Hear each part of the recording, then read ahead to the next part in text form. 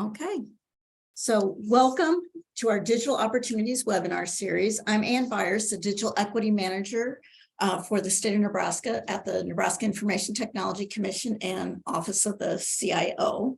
We will be meeting on most Wednesdays at 11 a.m. Central Times going into May or June. And these webinars really provide an opportunity for us to learn together and to support state and regional digital equity planning efforts. And today's webinar will focus on precision agriculture, which is very important to our state for growing our economy. And also we'll have some information on digital equity benchmarks. So please put your name in the chat. This will help us track attendance. If you would like to be added to our email address, please include your email in the chat. We will be recording the webinar. A copy of the slides and a link to the recording will be available on the NITC's website. And I also have some benchmark data available on there right now.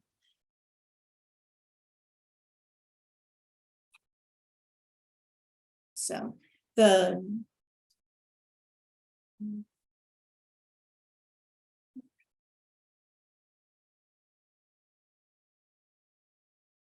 a sticky mouse there.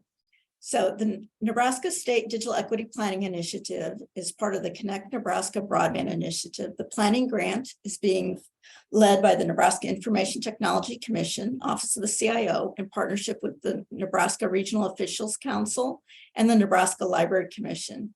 This initiative was funded by a digital equity planning grant from the National Telecommunications and Information Administration.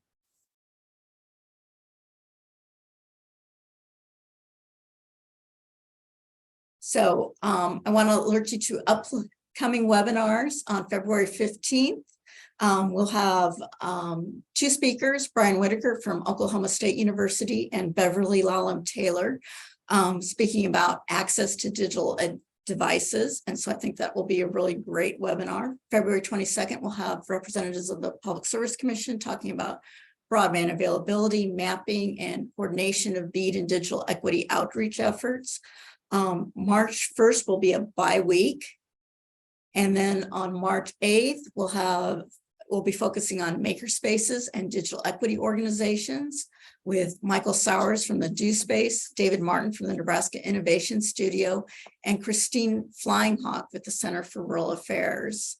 On March 15th, we'll be focusing on STEM and technology workforce development. And we've got three speakers, Shauna Dorsey from the Nebraska Tech Collaborative, Andrew Wang from Prairie STEM, and Candace Miller from the AIM Institute. And on March 22nd, we'll be looking at the Affordable Connectivity Program. And I have one speaker from the FCC lined up, and we'll probably be looking at a few other speakers. And with that, we're going to move into our first speaker. Don Lindquist is going to be talking about precision agriculture. And so I'm going to hand it over to Don.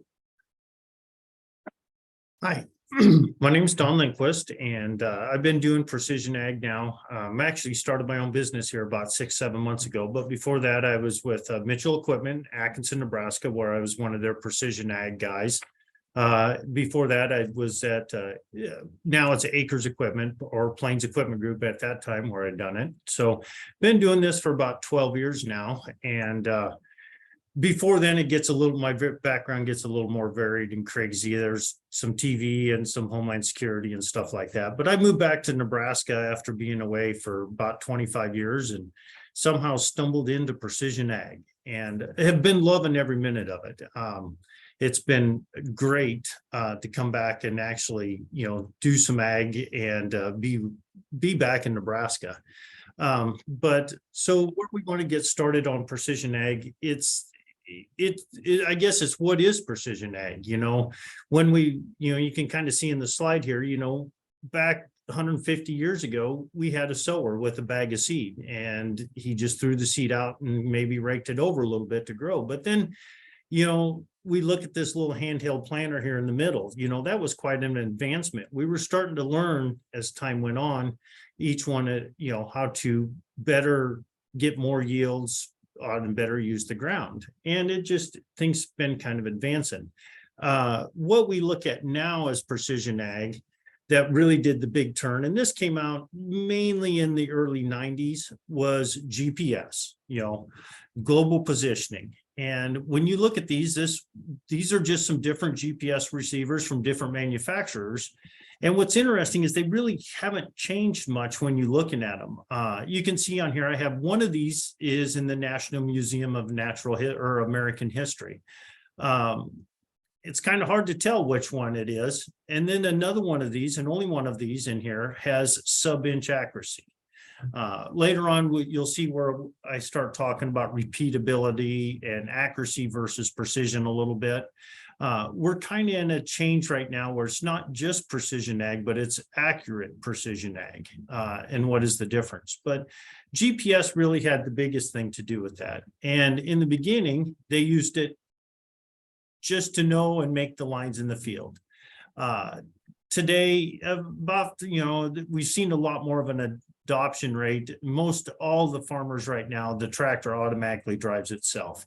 They create different lines, mainly straight lines, but there's also circles and items like that where that's the main purpose of it, is just to drive the tractor and make a straight line. And everyone wonders, straight line, you get more plants in a crooked line, but we do like the straight lines later on. But because of that, we actually, with the straight lines in having repeatability, that allowed us to start making some tillage practice changes. Everyone looks at it, and we still have quite a few people doing this, but we're seeing more of a trend, what's called strip till. In the top left here, you'll see what everyone refers to as just a typical disc. We've seen these out there in the field, most likely, where they go out and they till up the entire field. But now we're seeing a lot more people, and especially with carbon sequestration, carbon credits, we're starting to get more and more of this. They only till about a 6 or 8 inch strip through the field. And, you can see in the top right of one of the pieces of equipment that does it. And the bottom left, it's just a really good picture where you can see that tilled part in the plant growing right in it. But that's what GPS allowed us to do. But as we started going on further and further, we needed to make sure, though, hey, we created this line with the strip till. Now we need to get the planter in that line exactly. So we had quite a few advancements in our planters. Most people have heard, how we refer to planters, 8 rows, 16, 12, 24, 36 rows. My argument now that I kind of use is we don't have 16 or 18, 24 row planters anymore. We have 18 or 24 one row planters. Each one of the row units in one of these planters is individually controlled. It has a computer on it. It is just being pulled along. The tractor pulls it, knows where it's supposed to be. But as for how many seeds it's planting and everything else, that's all controlled by each planter. Each planter also controls how much weight each row unit is putting down. And we'll see later on how this kind of comes on to play, but changing how much weight by even 5-10 pounds makes quite a difference in our yields and go on. We have planters now where inside that row unit, they're actually dragging a sensor down inside there. When it opens it up for the seed, it has a little sensor in there that's monitoring the temperature, the organic matter, moistures, is there trash in the furrow? All this stuff and data is being collected off what everyone thinks is just a planter that's dropping seed in the ground. And we are not doing that anymore. But how well are these planters doing came about with this next one here. Yep, it is a sticky. Let's see here. See if that arrow works. There we go. So we have our combine, and along came in our combine, we put what's called a yield monitor up there, yield sensor. And it's really nothing more than a bathroom scale or load cell that we're throwing the grain onto. a real simple sensor, but that really changed things a lot. Now we could actually start seeing how well things are going through the field. That was quite of an advancement, and made quite a bit of change. With that sensor, though, we were able to come down, and if we go back to our strip till look, what this is just a chart of what the yield changes are for when we're off just a couple inches. You can see the average yield in this field is probably around 208, somewhere around there, bushels per acre. But when we get 3 inches off, we start to see our yield dropping. Well, 3 inches, we're still in that 8-inch band that we've stripped and only fertilized actually in that 8-inch band as well. But look what happens when we start getting down to 6 and 9 inches. We start seeing our yields drop off considerably. And that's where a lot of the difference comes into play.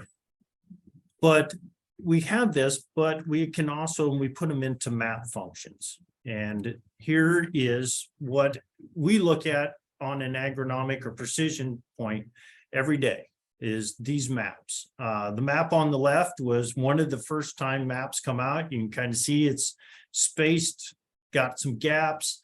A lot of this has to do with the GPS accuracy maybe changing a little bit. It's drifting.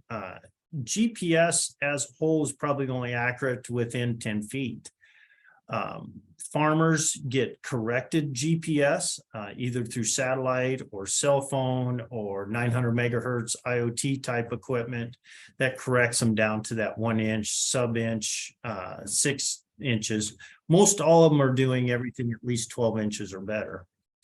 And that's where we start getting our maps on the right. They start getting cleaned up. We're starting to see more and more accuracy here. The red is where our yield drops off. Green is good, red is bad.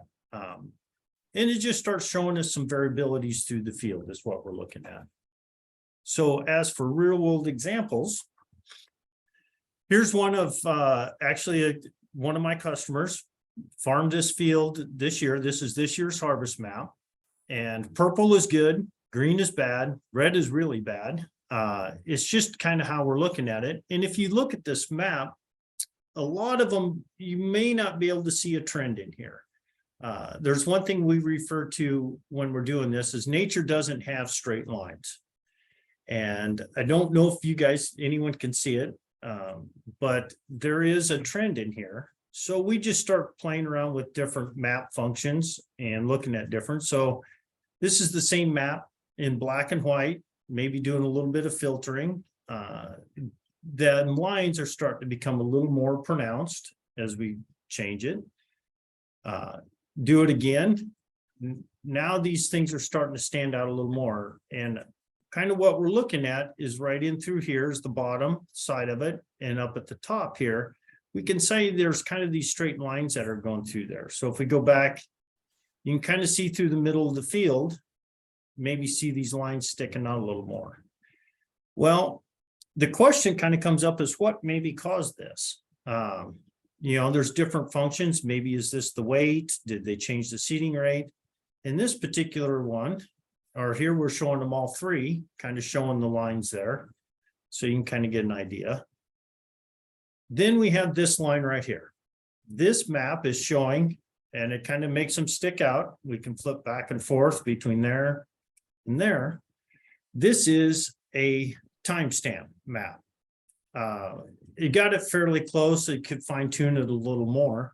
But what we're looking at is the red was all done after lunch, and the green was done, the bottom side of the green was the south side was done before lunch. And then the top part, the north side, was done probably around 3, 4 o'clock in the afternoon. What that meant is this particular one happens is there was a different operator in the combine. And that operator, and this was a soybean field, correlates to about 8 bushel an acre loss just by changing the operator.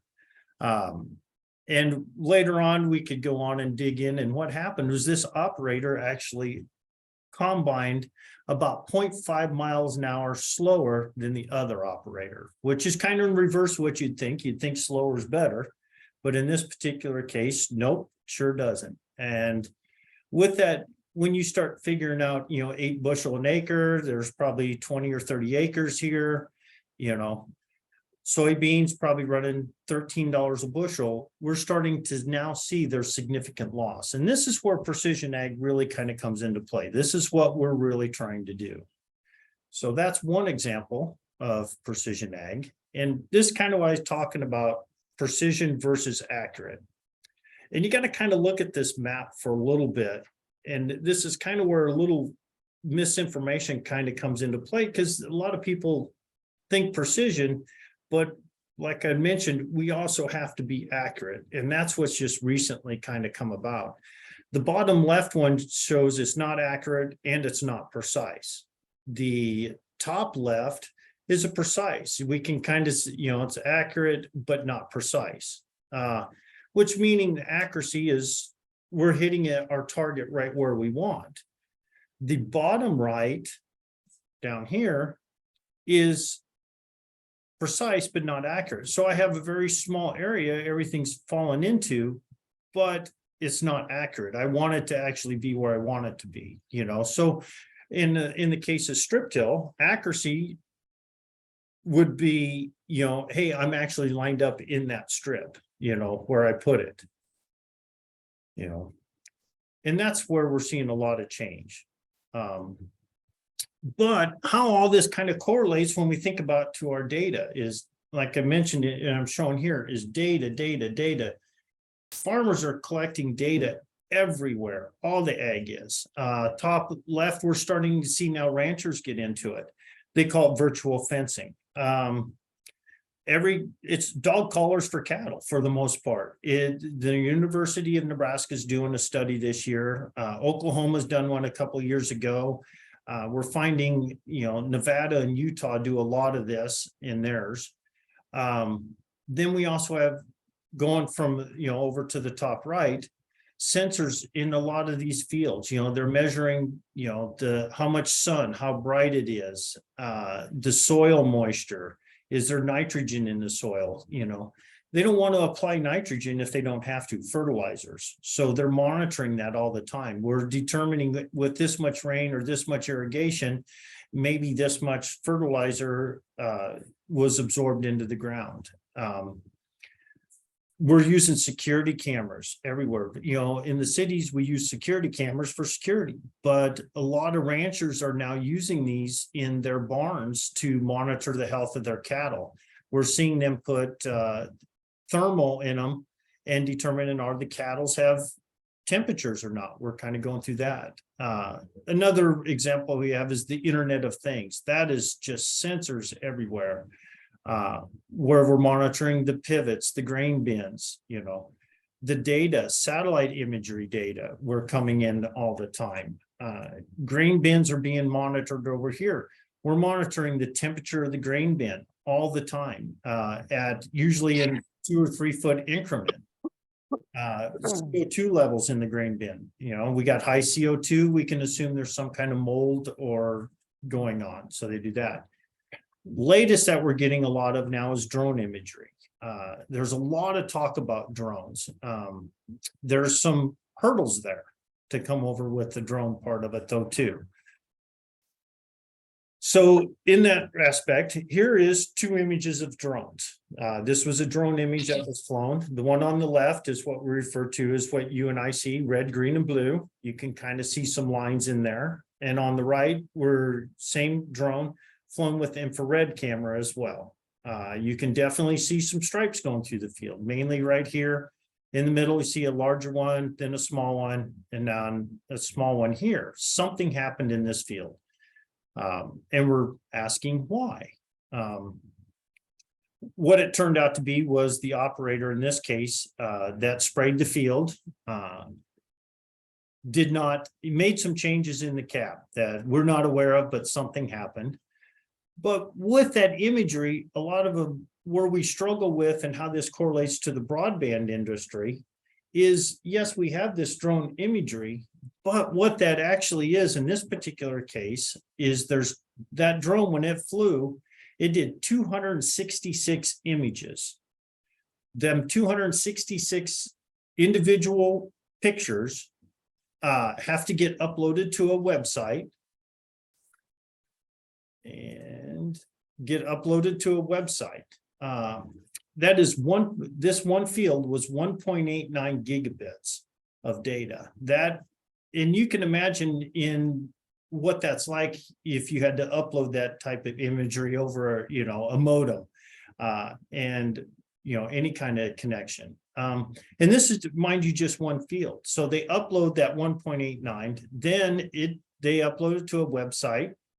It gets combined into that one image then, and that one image for that one field is 1.1 gigabits or 1100 megabits. So we're passing a lot of data back and forth just for drone imagery. And typical farmer probably has minimum of 20 fields. You can just see how much data they need to move. Usually what they do when they do a drone imagery, they fly the drone, but then they fly around the field and do a video imagery as well. High resolution HD video. This is that one field where we're looking at. And the reason we fly around the field is just that one field, flying around it. Don't really see anything there, but go a little bit further in time. Now we're starting to see those lines. And you can see the dark green over here, obviously that's a healthier crop, and the lighter green here. This is how we knew it was a sprayer, because right down the middle of these things, we can see these are sprayer tracks going up and down the field in that line. So we don't know if the sprayer didn't clean it out or what happened, but yeah, obviously there was a problem. So I don't remember the size of this video image. So in addition to that, a little over a gig of pictures, I think this video is around 2 or 3 gig, if I recall what the guy was telling me. It's, it's a 7-minute video, so it's pretty healthy long video to fly around it. So to give you kind of an idea on what we're looking at data, the average planting. So when that planter goes out, all that data is being recorded, depending on how many sensors or, I mentioned like they're put the sensors in the ground where they're monitoring the temperature and stuff. But on average, around 2 gig of data for planting for one planter. I do have one farmer, one planter averages 40 gig of recorded data. So you're not going out there with just your typical little free USB drive that you got to get this data. Harvested data on average for a farmer is 1 to 5 gig. The drone image for a single field, with the video and that is 3 to 5 gig. Once all this data, and not counting the imagery on collected farm, I have a farmer right now that has well over 400 gig of data, so almost a half a terabyte of data. And then the camera streaming, like we mentioned about the ranchers who are monitoring their camera and they want to look at it on their phone or something like that. They need 1 or 2 megabits per camera to upload over their internet. And I think this is where we see farmers coming into play, is they're not data users as much as data providers. And what we've kind of seen, a data provider being the guy who's sitting there watching Netflix. They're looking at their download speeds, and a farmer, when they call and they want internet, they're usually given bandwidth in their download. Oh, you can get a 50 meg connection. Well, that 50 meg connection may only have 1 or 3 meg up. And you can imagine how long it takes for these guys to upload the data. So a lot of this stuff, in my case, that one guy who has the 40 gig, he's 3 hours away from me. So we get to drive or meet somewhere with USB sticks because it just takes forever to upload it. And that's why I was mentioned, ISPs, or internet service providers that provide it, measure their content in usually 20, 50 meg download speeds. Ag is upload. Upload speeds are critical to us.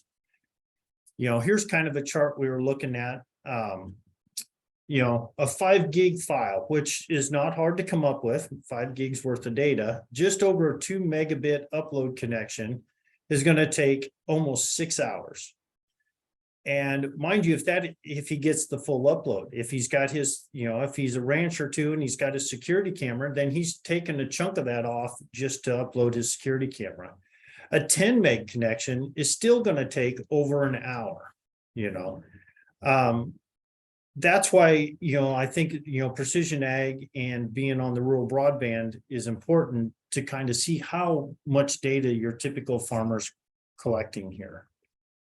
So that, I guess, is all I got. I kind of whipped through that pretty quick.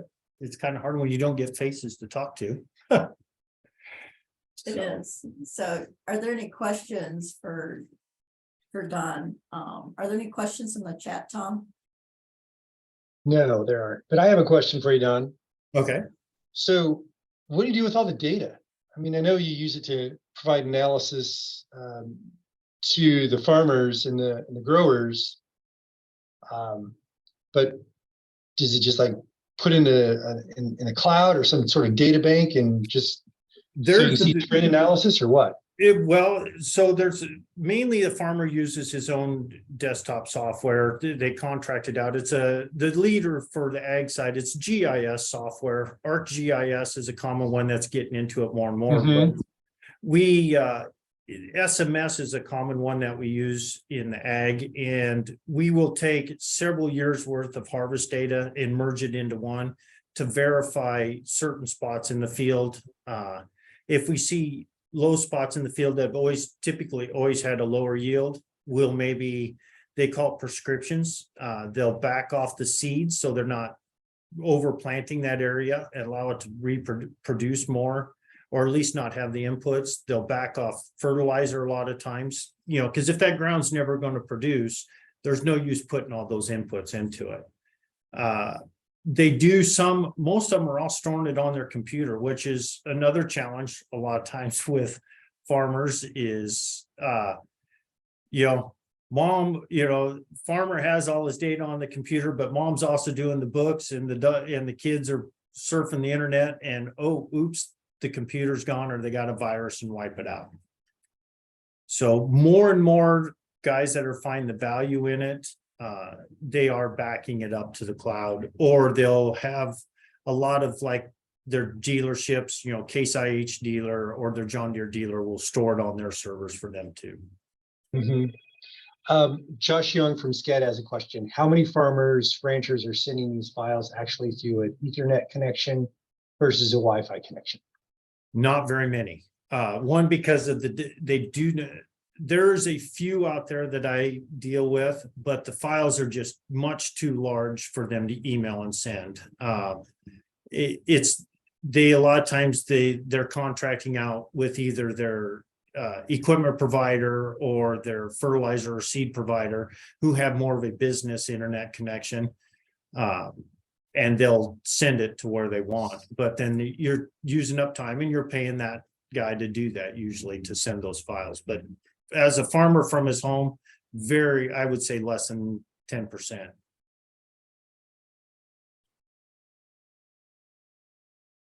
I hope that answered that question. And we've got about a minute left in this session. Did you want to? Are there any other questions for Don? Don's got another meeting this afternoon, so he's going to be taking off soon.